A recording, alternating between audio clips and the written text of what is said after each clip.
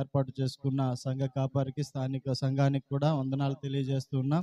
మరి వచ్చినటువంటి దైవ సేవకులందరికీ కూడా హృదయపూర్వకమైన వందనాలు తెలియజేస్తూ ఉన్నాను. ఈ సమయంలో మనము ఆరాధన ప్రారంభించుకుందాం.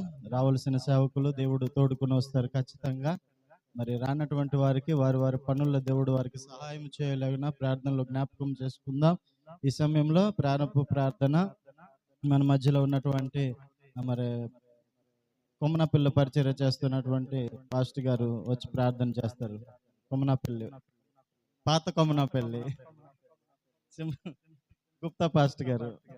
శక్తివంతుడా, జీవాధిపతివైన మా గొప్ప దేవ, మీ ఘనమైన శ్రేష్టమైన పరిశుద్ధ నామానికి మా హృదయపూర్వకమైన కృతజ్ఞతాస్తులు చెల్లిస్తూ ఉన్నాం.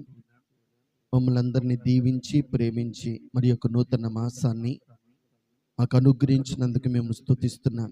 మే నెల భయంకరమైన విషపూరితమైన వాతావరణం, భయంకర ఎండ తీవ్రతలో మా ప్రయాణాల్లో తోడుగున్నారు, మా పని పాటలో తోడుగున్నారు, మా పరిచర్య కార్యకలాపాలు అన్ని విషయంలో కూడా ఈ సహాయమును అనుగ్రహించి శుభప్రదముగా ఆ భయంకర వేసవ తాపాన్ని అధిగమించడానికి, జయించడానికి మీరిచ్చిన శక్తిని బట్టి, బలాన్ని బట్టి, సామర్థ్యాన్ని బట్టి మేము స్తుతిస్తున్నాం. మా సంఘాలను, మా కుటుంబాలను క్షేమముగా కాచి కాపాడు భద్రపరిచిన దేవా, మీకే మా హృదయపూర్వకమైన కృతజ్ఞతాస్తులు చెల్లిస్తున్నాం. నిండు మనస్సుతో కృతజ్ఞతాపూర్వకంగా ఈ ఉదయకాల వేళ సేవకులమందరము కలిసి ఆ స్వరములెత్తి నీ నామాన్ని ఘనపరుస్తూ ఉండగా, మహిమపరుస్తూ ఉండగా మీ పరిశుద్ధాత్మ సన్నిధి ప్రసన్నత మా మధ్యలో మీరు ఉంచమని ప్రార్థన చేస్తున్నాం. చేరువచ్చిన ప్రతి దైవ సేవకులను బట్టి కూడా మేము స్తుతిస్తున్నాను. ఇంకా అనేక దైవ సేవకులు రావాల్సినది, వారుకున్న అడ్డులు, ఆటంకాలు, అవరోధాలు తొలగించి దైవ సేవకులందరూ కూడా నీ సన్నిధానంలోనికి రాగలగడానికి రాజా మీరే కృప చూపించి నడిపించి తీసుకురండి. బలహీనులుగున్న దైవ సేవకులను బలపరిచి నడిపించండి. ఆటంకాలలో ఉన్న దైవ సేవకులకున్న ఆటంకాలు తొలగించి ఈరోజు సేవకులందరితో సహవాసము చేయుట గొప్ప ధన్యతగా, భాగ్యముగా ఎంచుకుని ప్రతి ఒక్కరు రావడానికి సహాయం చేయండి. పాటలు పాడుచుండగా మాకు మాధుర్యమైన స్వరాలు అనుగ్రహించి మా అందరి ద్వారా మీరే కీర్తి, ఘనత, మహిమ, ప్రభావాలు పొందుకోమని వేడుకొనుచున్నాం. ముఖ్యంగా ఏ సంఘములో, ఏ పరిశుద్ధ సన్నిధిలో అందరము కూడుకుని ప్రార్థన చేస్తున్నాము, ఆ సంఘ క్షేమాన్ని బట్టి, ఆ సంఘ కమిటీని బట్టి, దైవ సేవకులను బట్టి ప్రార్థన చేస్తున్నాం. ఈ దినమందు జరుగుతున్నటువంటి ఈ యొక్క సేవకుల కూడిక ఆశీర్వాదాలు ఈ సంఘం మీదను, కుటుంబాల మీద ప్రకటిస్తూ ఉండగా నీ వెలుగు, నీ సన్నిధి, నీ ప్రసన్నత ఈ సంఘంపై శాశ్వత కాలం ఉంచి మీ నామానికి మహిమకరంగా అభివృద్ధి చేయమని, విస్తరింప చేయమని ప్రార్థన చేస్తూ ఈరోజు జరుగుతున్న కార్యక్రమం అంతటినీ కూడా మీ చేతులకు సమర్పిస్తూ ఉండగా ప్రారంభం నుంచి ముగింపు వరకు మీరే అధ్యక్షులు గుండి మీ చిత్త ప్రకారంగా ఈ ప్రార్థన కొడుకు జరిగించమని సర్వశక్తివంతుడును జీవప్రదాత అయిన యేసుక్రీస్తు ప్రభు వారి ఘనమైన గొప్ప నామంలో ఈ ప్రార్థనలను సమర్పించి అడిగి వేడుకొనుచున్నాము తండ్రి, ఆమేన్. మేలో పాటలు పాడుకుందాం. మరి అందరం కూడా పాడుతాం. ఒక్కొక్కరిగా వచ్చి పాటలు పాడాలి. పేరు పెట్టి పిలవబడదు. పాడాలి అనే ఉత్సాహం కలిగిన ప్రతి ఒక్కరు కూడా రావాలి. ప్రభు నామమునకు మహిమ కలుగును గాక. హల్లెలూయా, హల్లెలూయా. నీ పాదం మొక్కేదను, నిత్యము స్తుతించి నిన్ను పాడి కీర్తించెదను అనే పాట పాడుతూ ప్రభు నామానికి మహిమ చెల్లిద్దాం. మరోసారి ప్రభును స్తుతిద్దాం. హల్లెలూయా. నీ పాదం మొక్కేదా, నిత్యము స్తుతించి నిన్ను పాడి కీర్తించెదను. యేసయ్యా నీ ప్రేమ పొంగుచున్నది నాలోన, నీ ప్రేమ పొంగుచున్నది. నీ పాదం మొక్కేదన్, నిత్యము స్తుతించి నిన్ను పాడి కీర్తించెదను. యేసయ్యా నీ ప్రేమ పొంగుచున్నది నాలోన, నీ ప్రేమ పొంగుచున్నది. పరిశుద్ధమైన పరవశమే, పరమా యేసుని కృపవరమే. పరిశుద్ధమైన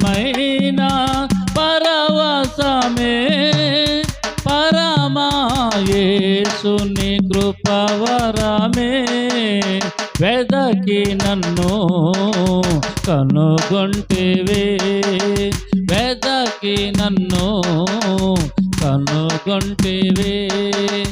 పాడుటకు పాటనిచ్చితివి, పాడుటకు పాటనిచ్చితివి. నీ పాదం మొక్కేదన్ నిత్యము స్తుతించి నిన్ను పాడి కీర్తించేదను. యేసయ్యా నీ ప్రేమ పొంగుచున్నది నాలోన, నీ ప్రేమ పొంగుచున్నది. ఎరుకునందు పిలచితివి, నాకు సహాయము చేసితివి. ఎరుకునందు పిలచితివి, నాకు సహాయము చేసితివి. చెడి ఎక్కడా తిరుగకుండా, చెడి ఎక్కడా తిరుగకుండా చేరవచ్చి నన్ను ఆదుకొంటివి, చేరవచ్చి నన్ను ఆదుకొంటివి. నీ పాదం మొక్కేదన్ నిత్యము స్తుతించి నిన్ను పాడి కీర్తించెదను. యేసయ్యా నీ ప్రేమ పొంగుచున్నది నాలోన, నీ ప్రేమ పొంగుచున్నది. నిత్యముగా నీ సన్నిధి నాకు ఇచ్చును విశ్రాంతిని. నిత్యముగా నీ సన్నిధి నాకు ఇచ్చును విశ్రాంతిని. చూడుకరా నీ దండమును, చూడుకరా నీ దండమును. నిజముగా నన్ను ఆదరించును, నిజముగా నన్ను ఆదరించును. నీ పాదం మొక్కేదన్ నిత్యము స్తుతించి నిన్ను పాడి కీర్తించెదను. యేసయ్యా నీ ప్రేమ పొంగుచున్నది నాలోన, నీ ప్రేమ పొంగుచున్నది. ఫలించు చెట్టు నీవు నిలచు, తీగగా నేను వ్యాపించుటకై. ఫలించు చెట్టు నీవు నిలచు, తీగగా నేను వ్యాపించుటకై. కొమ్మ నరికి కలుపు తీసి, కొమ్మ నరికి కలుపు తీసి కాపాడి శుద్ధీకరించితివి, కాపాడి శుద్ధీకరించితివి. నీ పాదం మొక్కేదా నిత్యము స్తుతించి నిన్ను పాడి కీర్తించెదను. యేసయ్యా నీ ప్రేమ పొంగుచున్నది నాలోన, నీ ప్రేమ పొంగుచున్నది నాలోన, నీ ప్రేమ పొంగుచున్నది. హల్లెలూయా. దేవునికి స్తోత్రం. హల్లెలూయా. పాట పాడి దేవుని మహింపరుచుకుందాం. మహోన్నతుడా నీ కృపలో నేను నివసించుట నా జీవిత ధన్యతయున్నది. మహోన్నతుడా నీ కృపలో నేను నివసించుట, మహోన్నతుడా నీ కృపలో నేను నివసించుట, మహోన్నతుడా నీ కృపలో నేను నివసించుట. నా జీవిత ధన్యతయున్నది, నా జీవిత ధన్యతయున్నది.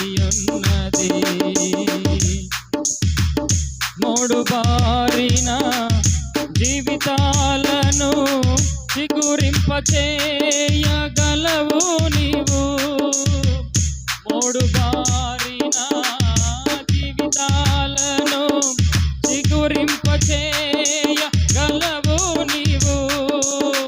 నారానుభవం మధురముగా మార్చగలవు నీవు, నారానుభవం మధురముగా మార్చగలవు నీవు.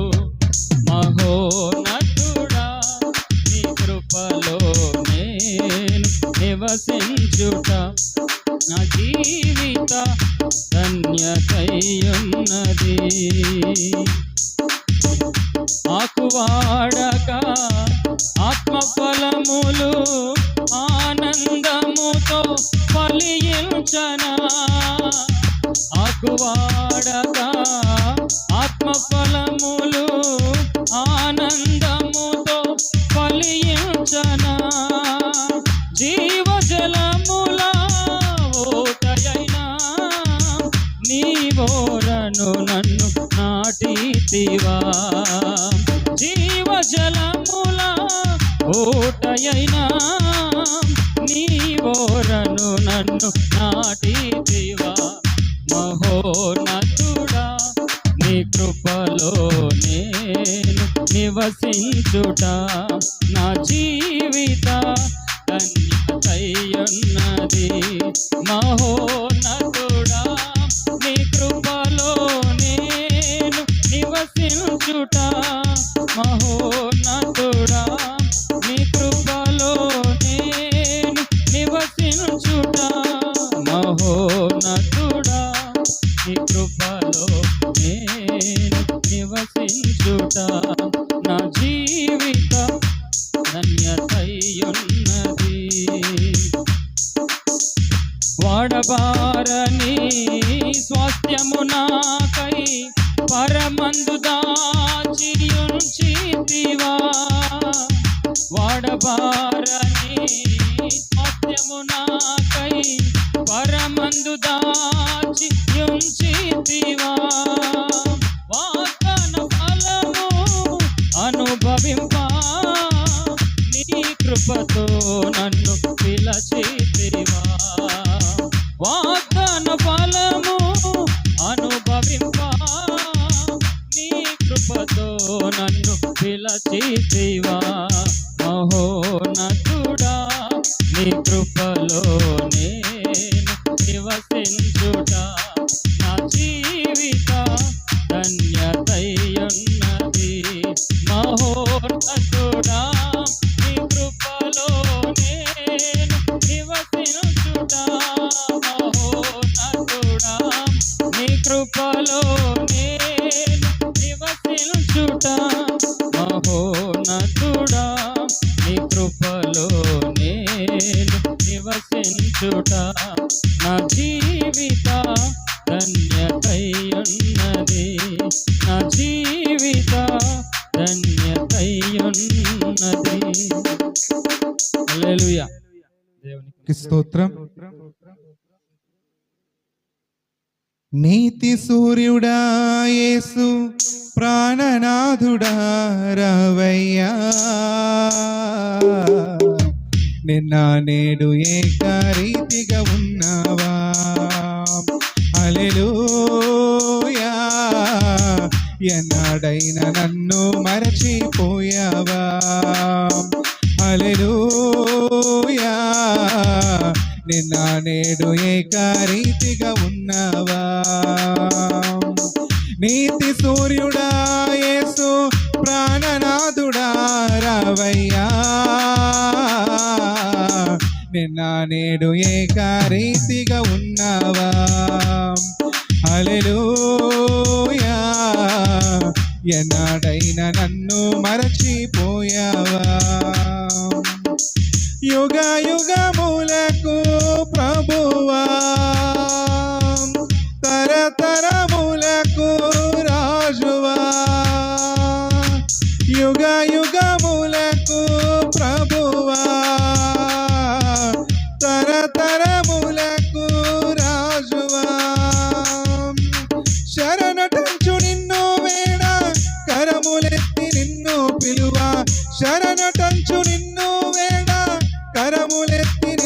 పిలువ పరమ తండ్రి నన్ను చేరవచ్చావా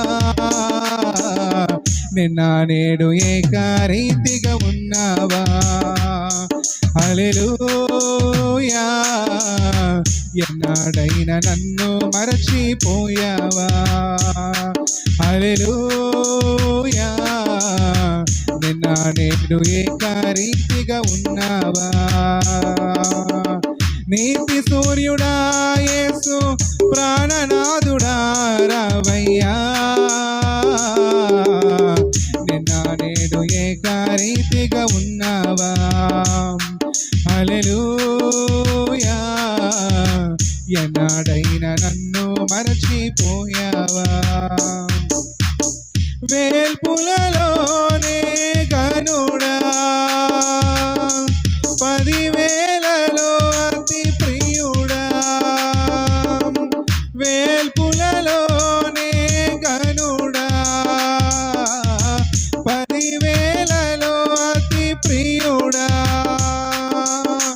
కృపా సత్య సంపూర్ణుడా సర్వశక్తి సంపన్నుడా కృపా సత్య సంపూర్ణుడా సర్వశక్తి సంపన్నుడా పరమ తండ్రి నన్ను చేరవచ్చావా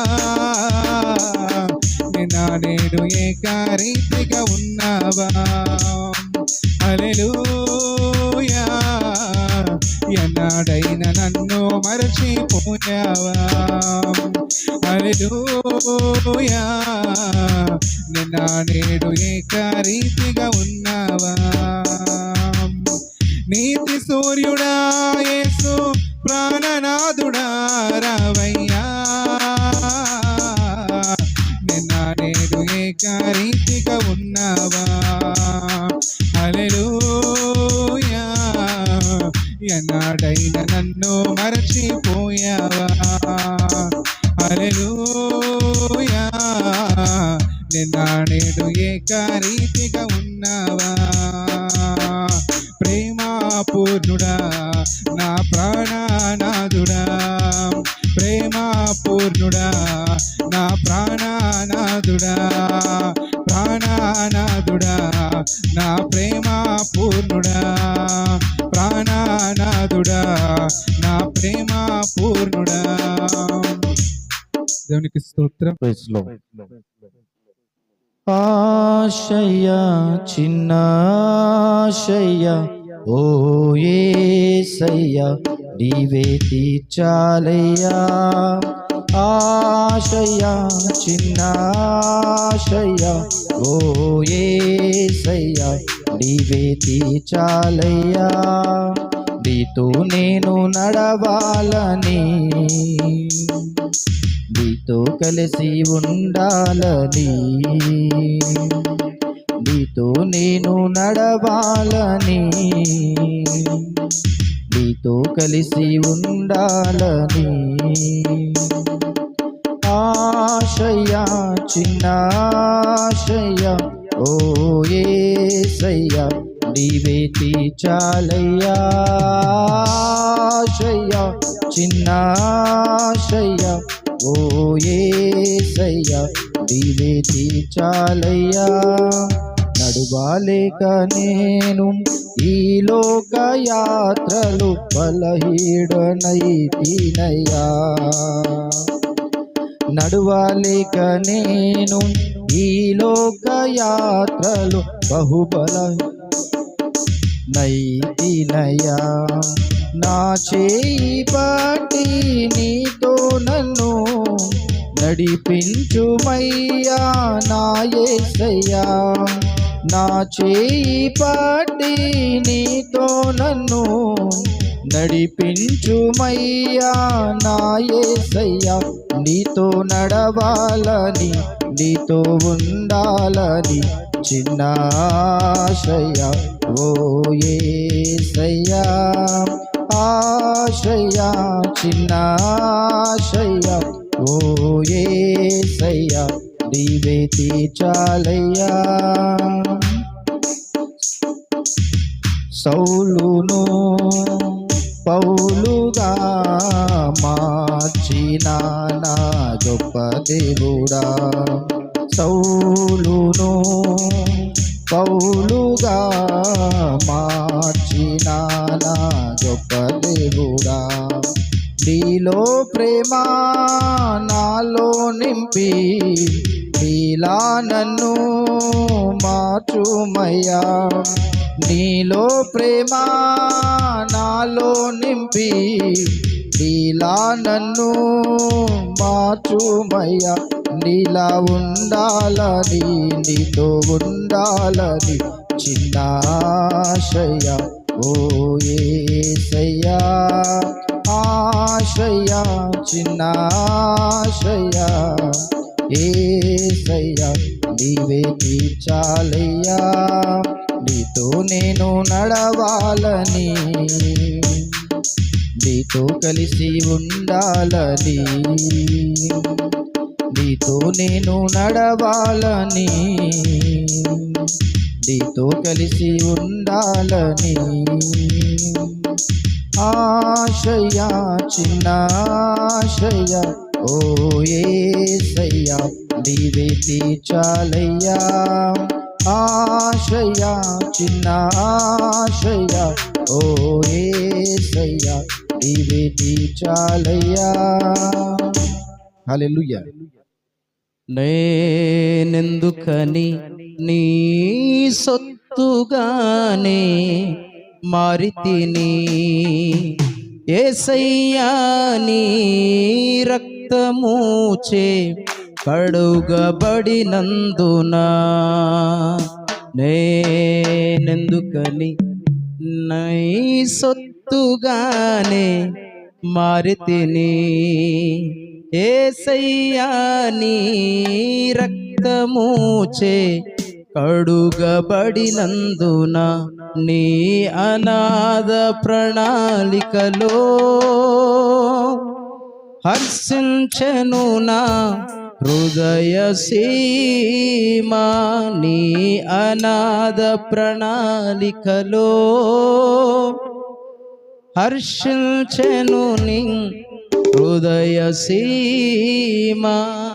నేనెందుకని నీ సొత్తుగానే మారితిని, యేసయ్యా నీ రక్తముచే కడుగబడినందున, నీ పరిచర్యను తుద ముట్టించుటే నా నియమమాయనే. నీ సన్నిధిలో నీ పొందుకోరి నీ స్నేహితుడనైతిని, నీ పరిచర్యను తుద ముట్టించుటే నియమమాయనే. నీ సన్నిధిలో నీ పొందుకోరి నీ స్నేహితుడనైతిని. ఆహ నా ధన్యత, ఓహో నా భాగ్యము, ఏమని వివరింతును, ఏమని వివరింతును. ఆహ నా ధన్యత, ఓహో నా భాగ్యము, ఏమని వివరింతును, ఏమని వివరింతును. నేనెందుకని నీ సొత్తుగానే మారితిని, యేసయ్యా నీ రక్తముతో కడుగబడినందున, నీ శ్రమలలో పాలొందుటయేనా దర్శనమాయనే. నా తనువందున శ్రమలు సహించిని వారసుడనైతిని, నీ శ్రమలలో పాలొందుటయేనా దర్శనమాయనే. నా తనువందున శ్రమలు సహించిని వారసుడనైతిని. ఆహ నా ధన్యత, ఓహో నా భాగ్యము, ఏమని వివరింతును, ఏమని వివరింతును ఆహ నా ధన్యత ఓహో నా భాగ్యము ఏమని వివరింతును ఏమని వివరింతును నేనెందుకని నీ సొత్తుగానే మారితిని యేసయ్యా నీ రక్తముచే కడుగబడినందున నీలో నీ నుండుటే నాలో నీ ఉండుటే నా ఆత్మీయ అనుభవమే పరిశుద్ధాత్మను అభిషేకముతోనే పరిపూర్ణత చెందేగా నీలో నేనుండుటే నాలో నీ ఉండుటే ఆత్మీయ అనుభవమే పరిశుద్ధాత్ముని అభిషేకముతోనే పరిపూర్ణత చెందేగా ఆహ నా ధన్యత ఓహో నా భాగ్యము ఏమని వివరింతును ఏమని వివరింతును ఆహ నా ధన్యత ఓహో నా భాగ్యము ఏమని వివరింతును ఏమని వివరింతును నేనెందుకని నీ సొత్తుగానే మారితిని యేసయ్యా నీ రక్తముచే కడుగబడినందున నేనెందుకని నీ సొత్తుగానే మారితిని. దేవునికి స్తోత్రం కలుగునుగాక. కృపాక్షేమము నీ శాశ్వత జీవము నా జీవిత కాలమంతయు నీవు దయచేసినావు. కృపాక్షేమము నీ శాశ్వత జీవము నా జీవిత కాలమంతయు నీవు దయచేయువాడవు. మహోన్నతమైన నీ ఉపకారములు తలంచుచు అనుక్షణము పరవశించనా నీ కృపలోనే పరవశించనా. మహోన్నతమైన నీ ఉపకారములు తలంచుచు అనుక్షణము పరవశించనా నీ కృపలోనే పరవశించనా నీ కృపలోనే పరవశించనా. నా ప్రతి ప్రార్థనకు నీవిచ్చిన ఈవులే లెక్కకు మించిన దీవెనలైనాయి. నా ప్రతి ప్రార్థనకు నీవిచ్చిన ఈవులే లెక్కకు మించిన దీవెనలైనాయి. నా అడుగులు తడబడక నడిపినది ఈ దివ్య వాక్యమే. కడలిని మించిన విశ్వాసమునిచ్చి విజయము చేకూర్చెను. అడుగులు తడబడక నడిపినది ఈ దివ్య వాక్యమే. కడలిని మించిన విశ్వాసమునిచ్చి విజయము చేకూర్చెను. నీ వాక్యమే మకరందమై బలపరచెను నన్ను. నా యేసయ్యా స్తుతి పాత్రుడా ఆరాధన నీకే. నీ వాక్యమే మకరందమై బలపరచెను నన్ను. నా యేసయ్యా స్తుతి పాత్రుడా ఆరాధన నీకే. నా ఆరాధన నీకే. కృపాక్షేమము నీ శాశ్వత జీవము నా జీవిత కాలమంతయు నీవు దయచేయువాడవు. మహోన్నతమైన నీ ఉపకారములు తలంచుచు అనుక్షణము పరవశించనా, నీ కృపలోనే పరవశించనా, నీ కృపలోనే పరవశించనా. నీ సత్య మార్గములో ఫలించిన అనుభవమే పరిమళింపచేసి సాక్షిగా నిలిపాయి. నీ సత్య మార్గములో ఫలించిన అనుభవమే పరిమళింపచేసి సాక్షిగా నిలిపాయి. కలత చెందక నిలిపినది నీ దివ్య దర్శనమే. గమ్యము చేరే శక్తితో నన్ను నింపి నూతన కృపనిచ్చెను.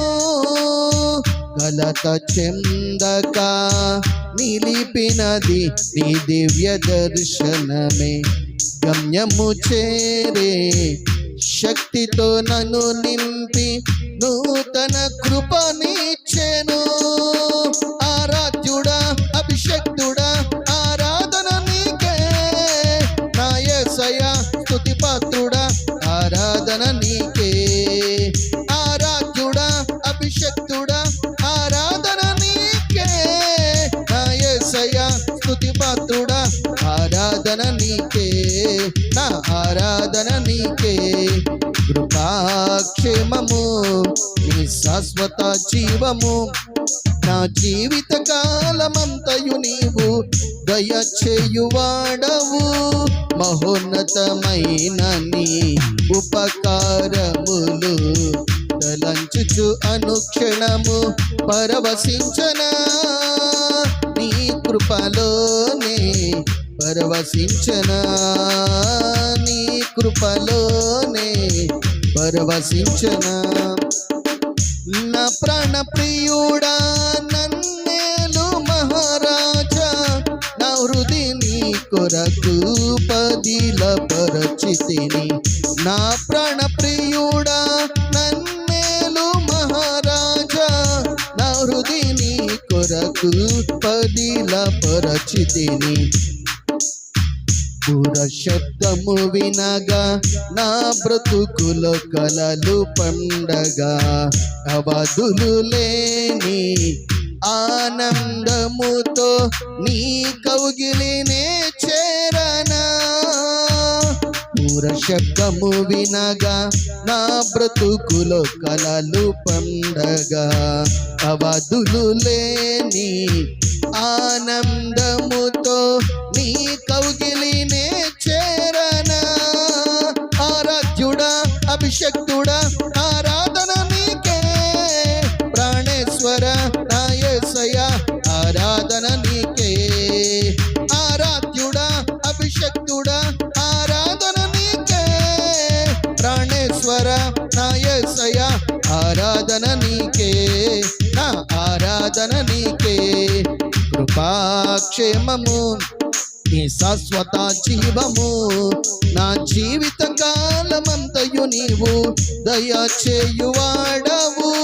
మహోన్నతమైన నీ ఉపకారములు తలంచుచు అనుక్షణము పరవశించనా, నీ కృపలోనే పరవశించనా, నీ కృపలోనే పరవశించనా, నీ కృపలోనే పరవశించనా.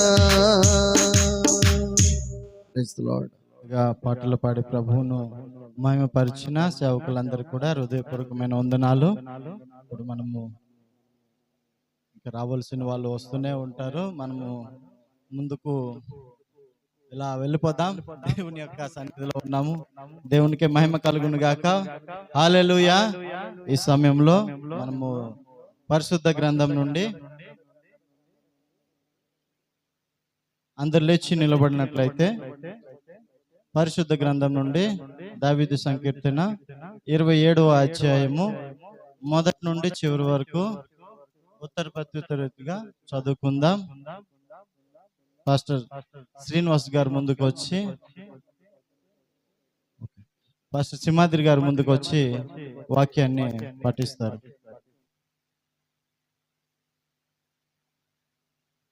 ఏర్పాటు చేసినటువంటి దైవ లేఖనంలో మనం ధ్యానం చేసుకుందాం.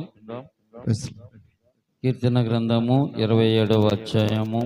యెహోవా నాకు వెలుగును రక్షణ అయ్యున్నాడు, నేను ఎవరికి భయపడుదును?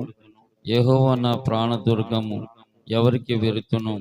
నా శరీర మాంసమును తినుటకై దుష్టులు నా మీదకు వచ్చినప్పుడు, నన్ను బాధించు శత్రువులు నా మీదకు వచ్చినప్పుడు, వారు తొట్టిల్లో కూలిరి. నాతో యుద్ధము చేయుటకు దండు దిగినను, నా హృదయము భయపడదు. నా మీదికి యుద్ధము రేగినను, దీనిలో నేను ధైర్యము విడువకుందును. యెహోవా యొద్ద ఒక వరము అడిగి తిని దాన్ని నేను వెదుకుచున్నాను. యెహోవా ప్రసన్నత చూచుటకును ఆయన ఆలయంలో ధ్యానించుటకును నా జీవితకాలమంతయు నేను యెహోవా మందిరంలో నివసింపగోరుచున్నాను. ఆపత్కాలమున ఆయన నన్ను పర్ణశాలలో నన్ను దాచును, తన గుడారపు మాటున నన్ను దాచును. ఆశ్రయ దుర్గం మీద ఆయన నన్ను ఎక్కించును. ఇప్పుడు నన్ను చుట్టుకొని ఉన్న శత్రువుల కంటే ఎత్తుగా నా తల ఎత్తును. ఆయన గుడారములో నేను ఉత్సాహధ్వని చేయిచు బలులు అర్పించెదను. నేను పాడెదను, యెహోవాను గుర్చి స్తుతి గానము చేసేదను. యెహోవా, నేను కంఠధ్వని ఎత్తి నిన్ను ప్రార్థించినప్పుడు నా మనవి ఆలకింపము, కరుణతో నాకు ఉత్తరమేమో. నా సన్నిధి వెదకుడని నీవు సెలవీయగా, యెహోవా నీ సన్నిధిని నేను వెదకిదనని నా హృదయము నీతో అనెను. నీ మకుమును నాకు దాచుకము, కోపము చేత నీ సేవకుని తోలివేయకము. నా సహాయుడువు నీవే, నా రక్షణకర్తవగు నా దేవా, నన్ను దిగనాడకము, నన్ను విడువకము. నా తల్లిదండ్రులు నన్ను విడిచినను, యెహోవా నన్ను చేరదీయును. యెహోవా నీ మార్గమును నాకు కూడా చక్కనటువంటి పాటలు పాడి ప్రభు నామాన్ని మహింపరుచుకున్నాం. అలాగే మరి స్థానిక సంఘము వారు కమిటీ వారికి ఘనముగా సత్కరించి ఆహ్వానించారు. చాలా ప్రత్యేకమైనటువంటి కార్యక్రమం ఈరోజు. దేవునికి స్తోత్రం కలుగును గాక. ప్రియమైనటువంటి దేవుని వల్ల మాస్టర్ గారు మరి 2 విషయాల గురించి ప్రార్థన చేయమన్నారు. మనం ప్రార్థన చేస్తూ ఉన్నాము. కాకపోతే మళ్ళీ వారు కోరారు కనుక ప్రత్యేకంగా చివరిలో మనం ప్రార్థన చేయవలసిన బాధ్యత మనకుంది. ప్రార్థన చేసుకుందాం. సమయం కూడా 12 గంటలు అయింది కనుక మరి వాక్య భాగంలోకి మనం వెళ్దాం. ప్రియమైనటువంటి దేవుని వల్ల గత నెలలో బోరుభద్రలో మరి ఫెలోషిప్ మీటింగ్ ఏర్పాటు చేయడం జరిగింది. బోరుభద్ర మరి ఫెలోషిప్ వరకు వాక్యము అందించడానికి మాస్టర్ గారు, సామ్యుయల్ మాస్టర్ గారు, పాస్టర్ గారు మరి చెప్పడం జరిగింది. తనకు సడన్గా ఒక ప్రోగ్రాం రావడం వల్ల దానికి అటు వెళ్ళిపోయారు. కాబట్టి ఈరోజు ఆ అవకాశం ఆయనకి ఇవ్వడం జరుగుతుంది. దేవునికి స్తోత్రం కలుగును గాక. మరి పాస్టర్ గారు వస్తారు, వాక్యాన్ని మనందరికీ అందిస్తారు. అందరం కూడా ఘనంగా ఆహ్వానం పలుకుదాం చప్పట్లు కొడుతూ. హల్లెలూయా. దేవుని పరిశుద్ధ నామానికి స్తోత్రం కలుగును గాక. హల్లెలూయా. అంతేకాకుండా ఇది మరి ప్రేమతో మనల్ని ఆహ్వానించిన దైవజనులకి, వారి కుటుంబానికి, ప్రత్యేకంగా ఇక్కడ ఉన్న స్థానిక బాప్టిస్ట్ చర్చ్ ప్రెసిడెంట్ గారికి, వారి కార్యవర్గానికి కూడా ప్రత్యేక వందనాలు. మరి ముఖ్యంగా మన ఫెలోషిప్ నాయకులు, ప్రెసిడెంట్ గారు, వైస్ ప్రెసిడెంట్ గారు, అలాగే సెక్రటరీ గారు, తర్వాత వైస్ సెక్రటరీ గారు, ఇంకా ట్రెజరర్, అందరికీ కూడా పేరు పేరున హృదయపూర్వక వందనాలు తెలియజేస్తున్నాను. దేవుని మహాకృప చేత మరలా మనందరం కలిసి విధంగా స్తుతించే భాగ్యం దేవుడు మనకి ఇచ్చాడు. దేవునికి స్తోత్రం. నేను దేవుని మహాకృప వల్ల ఇక్కడ నేను నిలబడడానికి దేవుడు కృప చూపించాడు. అంతేకాకుండా ఇక్కడ ఉన్న మీ అందరు ప్రార్థనలు, ప్రత్యేకంగా నేను ఎప్పుడు ఎక్కడికి వెళ్ళినా కూడా చెప్పే ఒక విషయం అంటే, మా నాన్నగారు ఎలాగా నాకు పాస్టర్ గారే, కానీ నేను సండే స్కూల్ ఎక్కడ నేను నేర్చుకున్నాను అది ఎప్పటికీ నేను ఖచ్చితంగా గుర్తుపెట్టుకుంటాను. పాలని ఇక్కడే ఉన్నారు. నేను వారి ముందు నేను చాలా చిన్నవాడిని. వారి దగ్గర ఎన్నో కంఠస్థ వాక్యాలను నేర్చుకున్నా. ఆ రోజుల్లో నేర్పించారు కూడా. అలాగే అబ్రహాం అంకుల్ గారు, వాళ్ళు కూడా ఆ రోజుల్లో అంటే నేను ఇదేమో మీకు నేను వాక్యం బోధించడం కాదు, కానీ వాక్యం మన అందరికీ కూడా సరిపోయేది. అంతేకాకుండా నేను కూడా అదొక ట్రైనింగ్ పీరియడ్గా నేను భావించుకుంటున్నాను. నాకు నేను దేవుని మహాకృప చేత దేవుని వాక్యం బట్టి కొద్ది నిమిషాలే మనం వాక్యం ధ్యానం చేద్దాం. దేవుని పనిలో దేవుడిచ్చిన మహాకృప మీ అందరితో కలిసి సేవ చేసే భాగ్యం ఇచ్చాడు. మా నాన్నగారు మన మధ్యలో లేకపోయినప్పటికీ కూడా ఆ, తిమోతికి రాసిన మొదటి పత్రిక మనం ఎన్నోసార్లు చదివిన మాటలు. 6వ అధ్యాయం 11-12 వచనాలని మనం చదువుదాము. దేవుని వాక్యంలో నుంచి నేను చదువుతాను.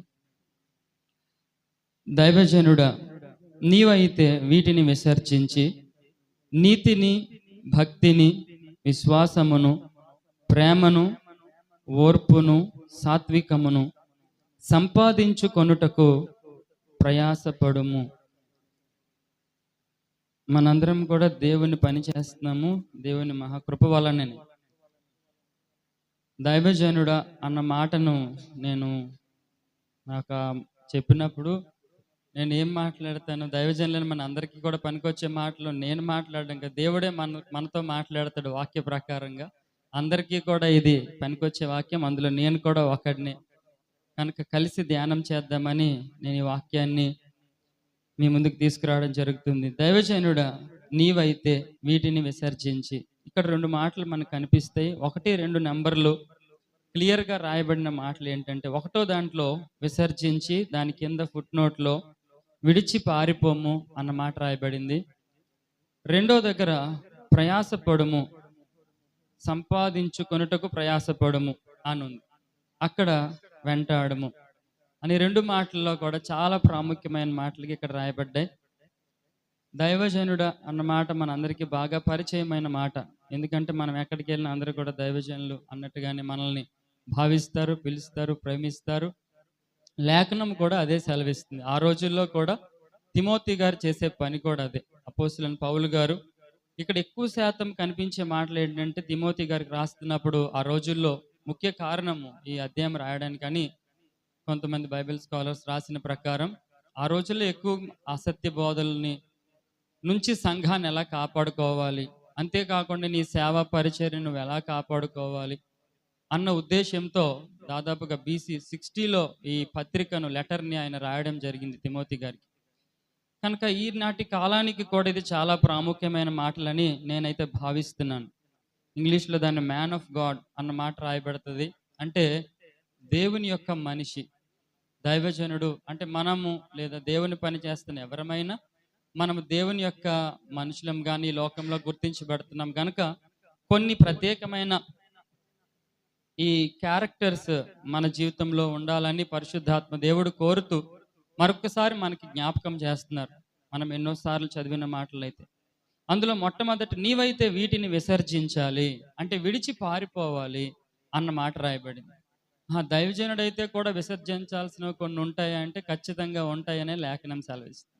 ఏం విసర్జించాలి, ఏది విడిచిపెట్టి పారిపోవాలి మనము అన్న మాటలకి దానికంటే ముందు భాగంలో మనము చదువుకోగలిగితే 7వ వచనం నుంచి మనము, అంటే చాలా విషయాలు ఇందులో ఉన్నాయి కానీ కొన్ని మాటల్ని మనము ధ్యానం చేస్తాము. 7వ వచనంలో చదివితే, మనం ఈ లోకంలోనికి ఏమీ తేలేదు, దీనిలో నుండి ఏమీ తీసుకొని పోలేము, కాగా అన్న వస్త్రములు గలవారమై ఉండి వాటితో తృప్తి పొందుదాము.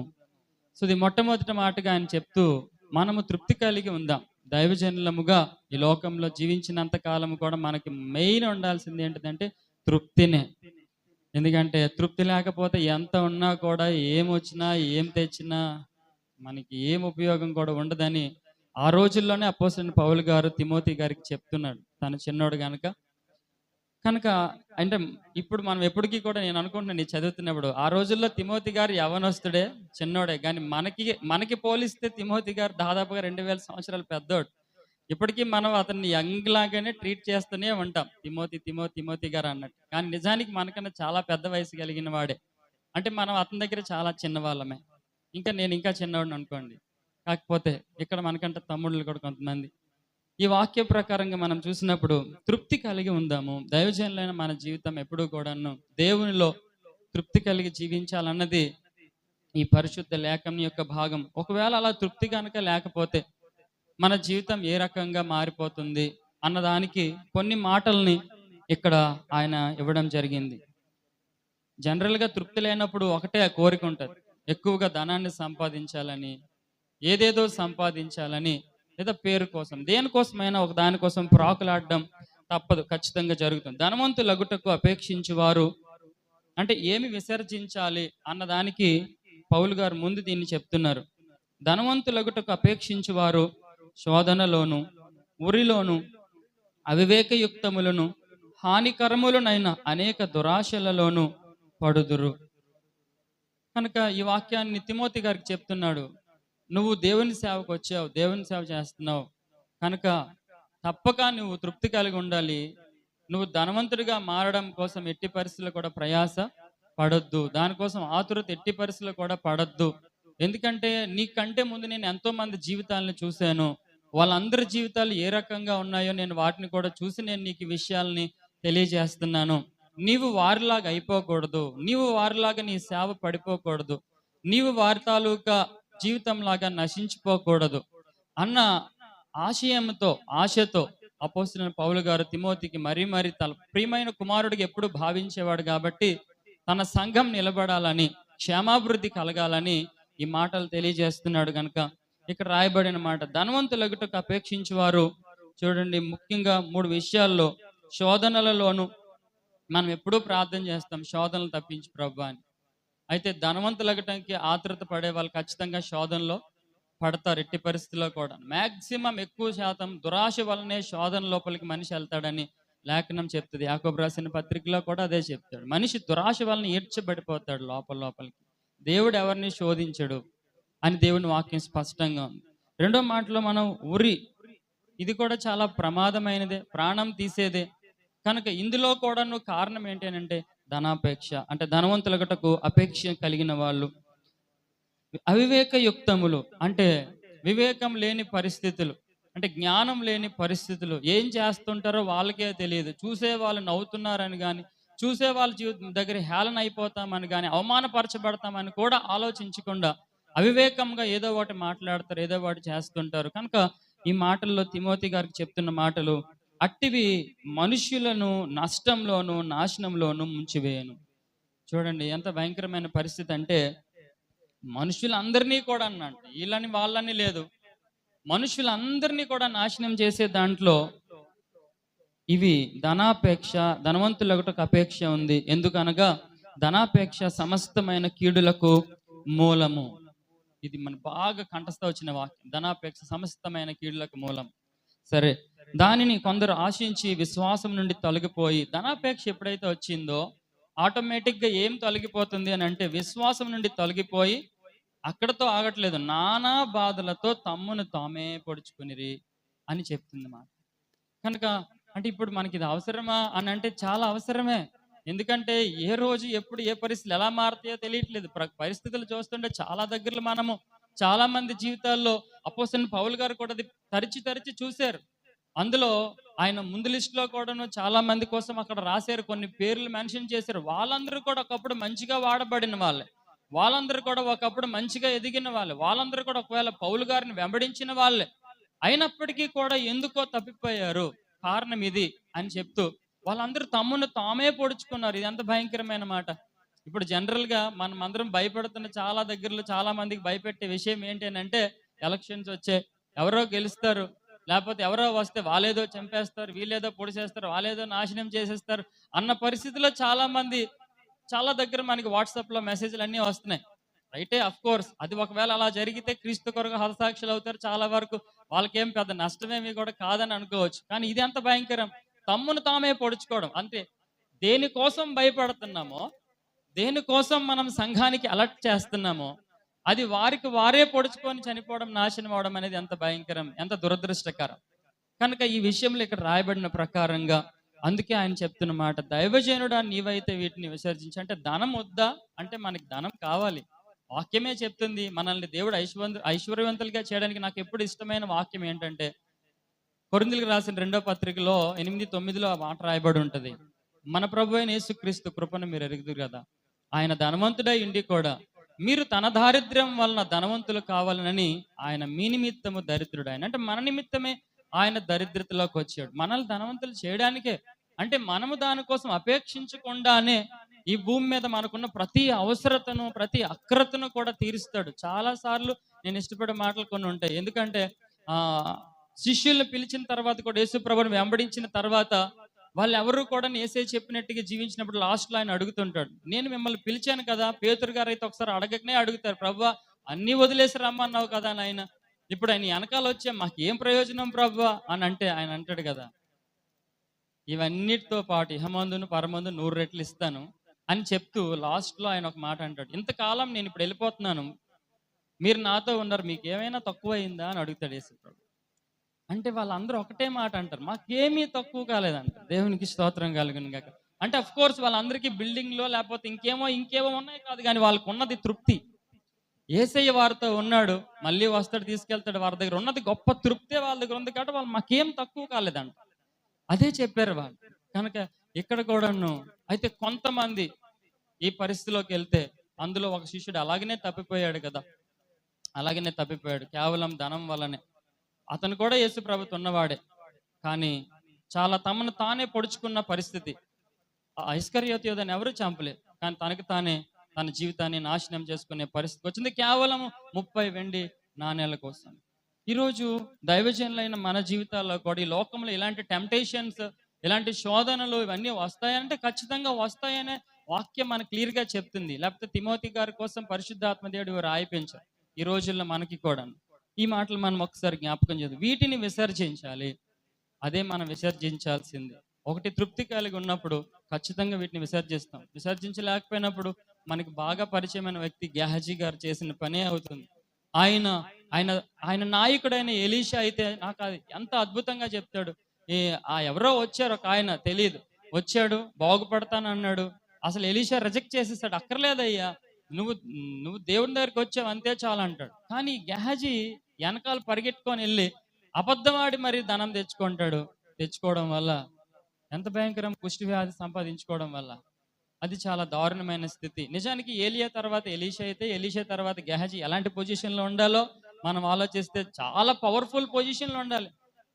ఇంకొకరు అయితే ఏం చేయాలంటే, నాకు 4 ఇంతల ఆత్మ నాకు ఇవ్వు ప్రభు అని అడగాల్సిందేమో, కానీ 4 ఇంతల ఆత్మ కాదు కదా, కనీసం తన శారీరకమైన జీవితం కూడా అనారోగ్య పరిస్థితిలోకి వెళ్ళిపోయే పరిస్థితి వచ్చింది.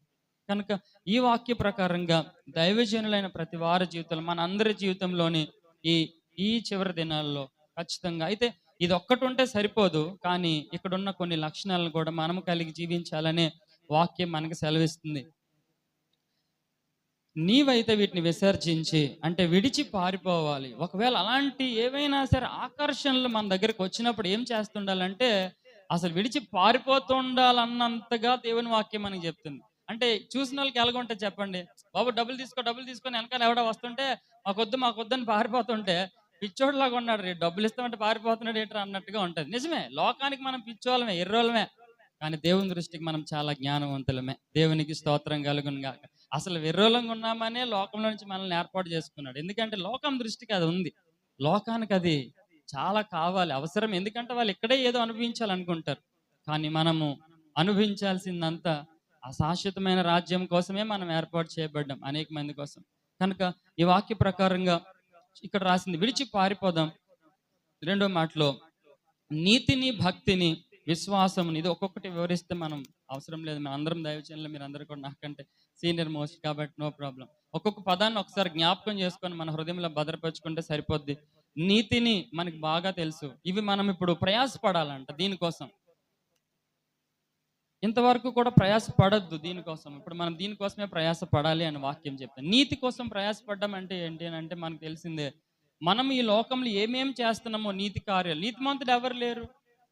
అఫ్ కోర్స్ మనం పాస్ట్ గారులు లేకపోతే దైవజనులు కావచ్చు, సువార్థికులు కావచ్చు, ఎవరు నీతిమంతులు కారని బైబిల్లో చెప్పేస్తుంది కదా. నీతిమంతుడు లేడు, ఒక్కడ కూడా లేడు. యేసుప్రభు ఒక్కడి కోసమే ఆ నీతిమంతుని రక్తం అని క్లియర్గా రాయబడిన మాట రాయబడింది. అయితే మనం ఎవరిమి? రోమిలకు రాసిన పత్రిక 3వ అధ్యాయం లాస్ట్ వచనంలో మనం చూసినప్పుడు మనం నీతిమంతులంగా తీర్చబడతాం కేవలం యేసయ్య కార్చిన రక్తం ద్వారా. నిజానికి మనం నీతిమంతులం కాము, కానీ ఆయన మన కోసము ఆ క్రయధనాన్ని చెల్లించినప్పుడు నిజమే వీళ్ళు పొరపాటు చేశారు, వీళ్ళు కట్టాల్సిన ఫైన్ నేను కట్టేశాను కాబట్టి వీళ్ళు ఇంకా నీతిమంతుల లిస్టులోకి వచ్చి ఆ నీతినే మనం ఉండాలంట.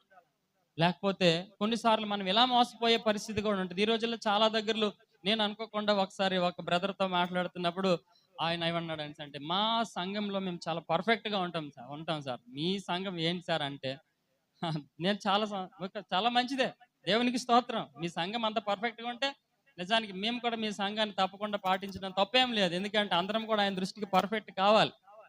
నేను చాలా ఇంక ఇంక దాని నెగిటివ్ కౌంటర్ ఇంకేం నేను వేయలే. ఎందుకు కారణం అంటే కౌంటర్ వేస్తే వేరేలాగా ఉంటుంది అక్కడ నుంచి. ఇంకా అలా కాదు, అంటే నీతి అనేది వాక్యమే చెప్తుంది. యెషయా గ్రంథంలో మనం చూస్తే 64వ వచనంలో మన నీతి క్రియలు దేవుని దృష్టిలో మురికి గుడ్డల్లాగా ఉంటాయి. మనం ఏదైతే నీతి అనుకుంటున్నాం అది కాదు, కానీ అబ్రహాము దేవుని నమ్మాడు, అది అతనికి నీతిగా నమ్మడమే మనకి నీతి. ఇంకా అంతకు మించిన నీతి మనకేం లేదు, ప్రభువునే నమ్ముతున్నాం. రెండో మాట మనం ఇక్కడ చూస్తున్నాము కనుక భక్తిని, ఈ మాట చాలా ముఖ్యమైనది. ఇంగ్లీష్ బైబిల్లో దీన్ని గాడ్లీనెస్ అన్న పదం వాడబడింది. భక్తి అంటే చాలా విషయాలు ఉన్నాయి.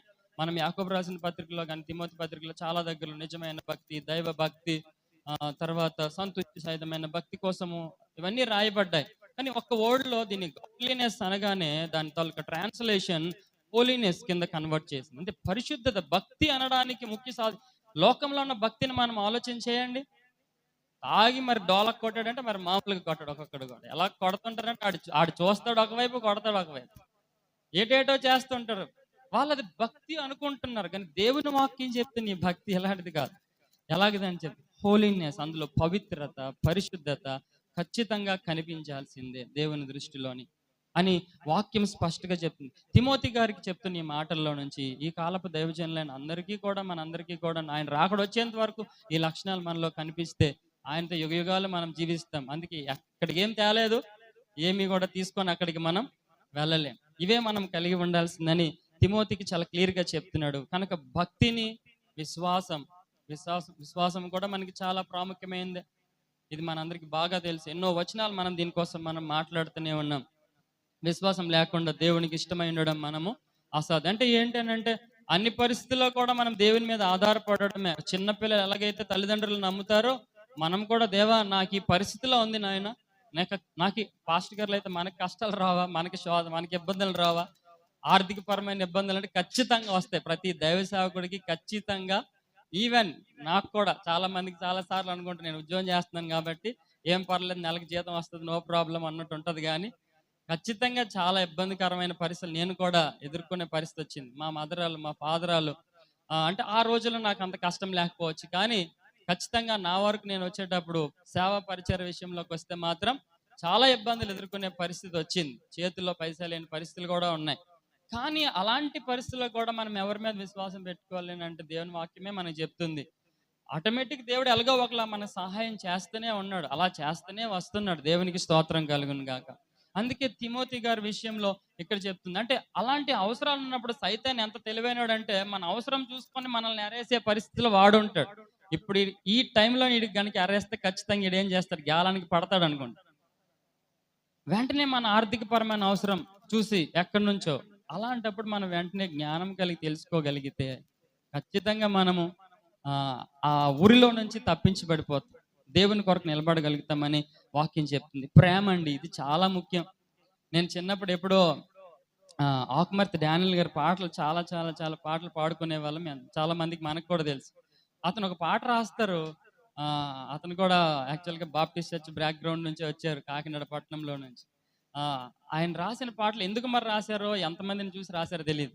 అతను రాసిన పాటలో ప్రేమ ప్రేమనే క్రైస్తవుడా, బోధొక్కటాయని బ్రతుకొకటాయను, ఏషావు వేషమేసి యాకోబు స్వరము చూపి ఎన్నాళ్ళు మోసగిస్తావు, నీ వెన్నాళ్ళు మోసపోతావు. ఆ పాట చాలా అర్థయుక్తంగా ఉంటది. ఆ చరణాలు కూడా మొత్తం పాడలేం. అంటే చాలా దగ్గరలో క్రైస్తవ్యంలో మనకి దైవజనులుగా కావచ్చు, ఎవరమైనా కావచ్చు, ప్రేమ అనేది చాలా చాలా ప్రాముఖ్యమైనది. మనకి బాగా తెలిసింది కొరింథీయులకు రాసిన మొదటి పత్రిక 13వ అధ్యాయం అంతా చదివితే శ్రేష్టమైనది ప్రేమ, ఇంకా అంతకుమించి ఇంకేం లేదు. ప్రేమ లేనివాడు చీకట్లో ఉన్నాడు అని ఉంటుంది. ఇక ప్రేమ లేకపోతే ఇవన్నీ వచ్చేస్తాయి ఆటోమేటిక్గా. అసలు ఈ ప్రేమ లేనితనం ఎక్కడ స్టార్ట్ అవుద్ది నేను బాగా ఆలోచిస్తే చూడండి, ఒక అనాలిసిస్ నా మైండ్లోకి వచ్చినప్పుడు నేను ఒకసారి అనాలిసిస్ చేస్తే అంత ఫైనాన్షియల్ మ్యాటర్స్తోనే ఉంది. ఫైనాన్షియల్ మ్యాటర్స్ ఒక్కటే.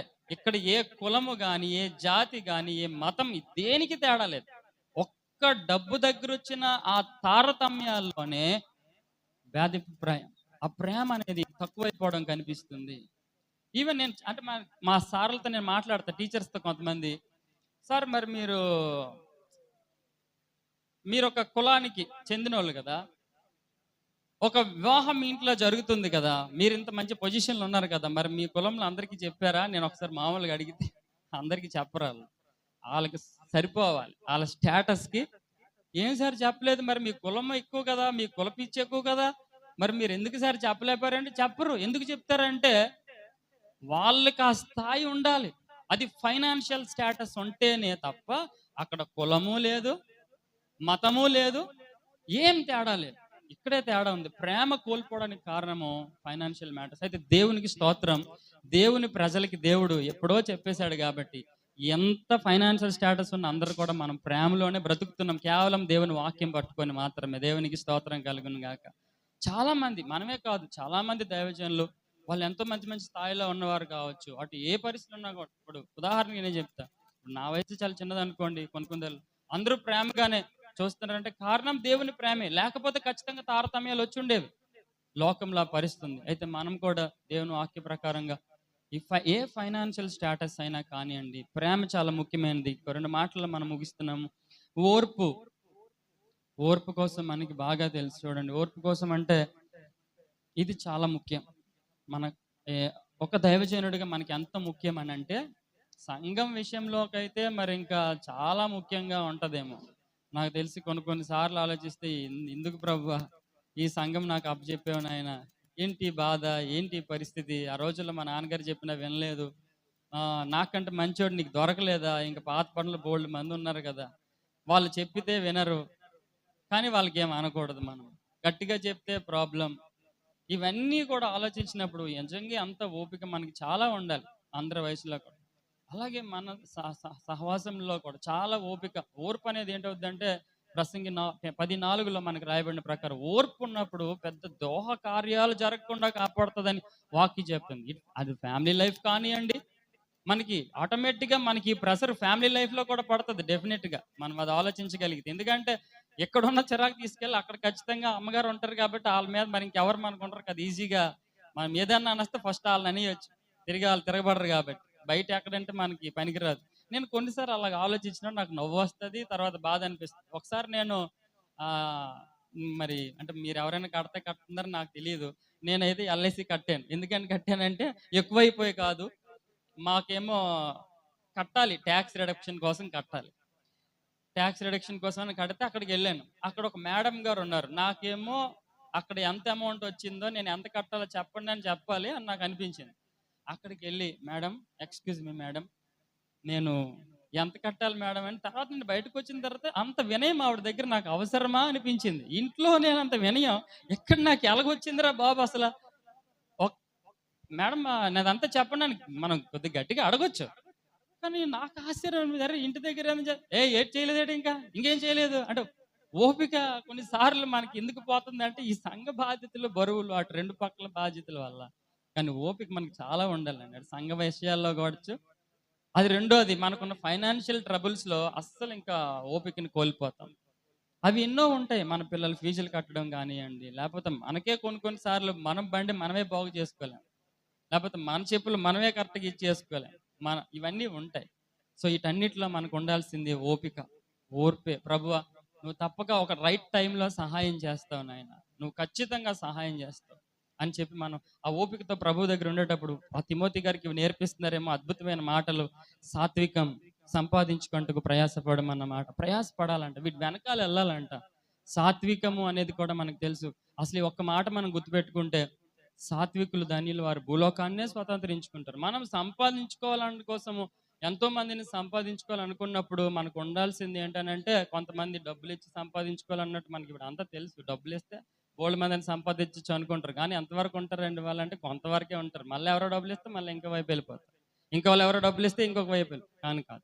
సాత్వికం చాలా ముఖ్యమైనది, ఇది వాక్యమే మనకి చెప్తుంది. అంటే మనకి దైవజనులుగా మనకు ఒకటే గురి కదా, ఆత్మలు సంపాదించుకోవాలి. ఎంతో మంది మన చుట్టుపక్కల చాలా మంది ఉన్నారు, వాళ్ళందరితో మనం ఒకటే సాత్వికం కలిగి జీవించినప్పుడు ఖచ్చితంగా వాళ్ళందరినీ ఒకరోజు మనం ప్రభువు కొరకు సంపాదించుకుంటామని అపోస్తలుడైన పౌలు గారు విసర్జించాల్సింది చెప్పారు, సంపాదించాల్సింది కూడా మనము ప్రయాసపడాలంట. ప్రయాస అన్నదానికి బాగా తెలుసు, కష్టపడాలి మనం. కష్టపడకపోతే ఖచ్చితంగా ఇవి సంపాదించలేం. మరి దేవుడు ఈ అద్భుతమైన మాటలు ఇందులో రాయిపించారు. ఆఫ్ కోర్స్ ఇందులో మీకు అందరి కోసం కాకపోయినా నా కోసమే నేను తప్పక భావిస్తున్నాను. దేవుడి మాటలు దీవించి ఆశీర్వదించిన గాక. దేవుడు తన రాకడొచ్చేంత వరకు కూడా ఈ మంచి లక్షణాలను మనందరి జీవితంలో ఫలింపజేసి నడిపించిన గాక. ఆమేన్. దేవునికి స్తోత్రం. హల్లెలూయా, హల్లెలూయా. మంచిది ప్రియమైన దేవుని వల్లరా. మరి ఈరోజు వాక్య భాగం దైవజనుల ద్వారా విన్నాం. మరి చక్కనటువంటి వాక్య పరిచర్య చేశారు. అన్ని విషయాలు మనకు రెఫరెన్స్లు తెలిసినప్పటికీ కూడా ఒక దగ్గర అన్ని ఒకే చోట కనిపించేటట్టు పౌలు గారు హెచ్చరిస్తూ తిమోతికి రాసినటువంటి లేఖలో అవన్నీ విషయాలు చెప్పారు. చాలా మంచిది. చక్కనటువంటి వాక్యాన్ని అందించినటువంటి దైవజనులకి కూడా మరి మన కమిటీ తరఫున వందనాలు అలాగే తెలియజేస్తున్నాం. మంచిది ప్రియమైన దేవుని వల్ల. చివరిగా మరి మనం ప్రార్థన చేసుకుందాం. ప్రార్థన చేసిన తర్వాత ఏదైనా విషయం ఉంటే మాట్లాడదాం. ప్రార్థన చేసుకునే ముందు మరి మన జోషువా గారు వచ్చి గత నెలలో జరిగినటువంటి మినిట్ కూడా ప్రార్థన చేసి చేద్దాం. ప్రార్థన చేసుకుందాం. చివరిగా మనం ప్రార్థన చేసుకుందాం. మరి ప్రార్థన చేసుకుందాం. మహాపరిశుద్ధుడా తండ్రి, మీ వందనాలు.